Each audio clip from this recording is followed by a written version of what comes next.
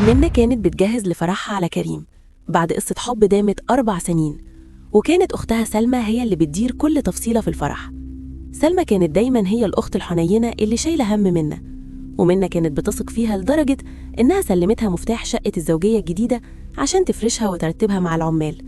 وقبل الفرح بأسبوع منى راحت الشقة فجأة من غير ما تقول لحد عشان تحط طقم شنط جديد اشترته. أول ما فتحت الباب لقت هدوء غريب، بس سمعت صوت ضحك ودلع جاي من أوضة النوم. منى قلبها بدأ يدق بسرعة وقالت يمكن دي سلمى جايبة حد من صحابها يفرشوا الأوضة. بس لما قربت وفتحت الباب بالراحة شافت اللي ما كانتش تتخيله في أبشع كوابيسها. شافت كريم خاطبها وهو قاعد مع سلمى أختها، وسلمى كانت لابسة فستان فرح منى اللي كانت لسه شارياه وبتجربه قدامه، وهي بتقوله تفتكر هيليق عليا أكتر منها يوم ما نهرب سوا؟ كريم رد عليها وهو بيبوس إيدها، يا حبيبتي انت اللي في القلب، أنا بس كملته مع منى عشان أضمن إن أبوكي يوافق على نصيبك في المحلات باسمك وباسمي كهدية جواز، وأول ما الورق يخلص هنسيب لها الجمل بما حمل ونختفي. منى حست إن روحها بتتسحب منها، أقرب إنسانة ليها في الدنيا بتخطط تسرق عمرها وفلوسها وتخطف جوزها في ليلة واحدة. منى مسحت دموعها بمنتهى القوة وقفلت الباب بهدوء وخرجت من الشقة من غير ما يحسوا.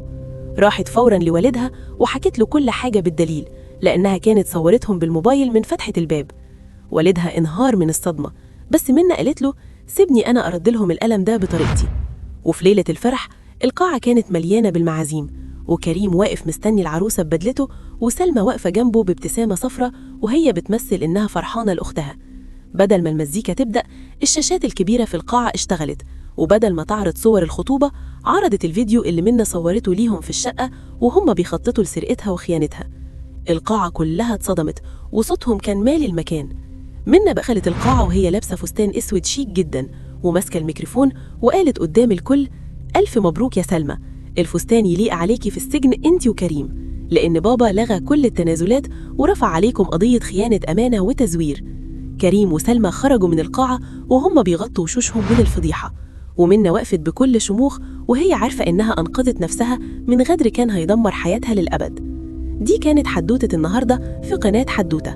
الدنيا دوارة ومحدش عارف مين اللي هيحتاج لمين في الآخر، والوجع لما بيجي من أقرب الناس بيبني جواه قوة ما كنتش تعرف إنها عندك، والحق دايما بيبان ولو بعد حين. وأشوفكم في حدوتة جديدة، وسلام.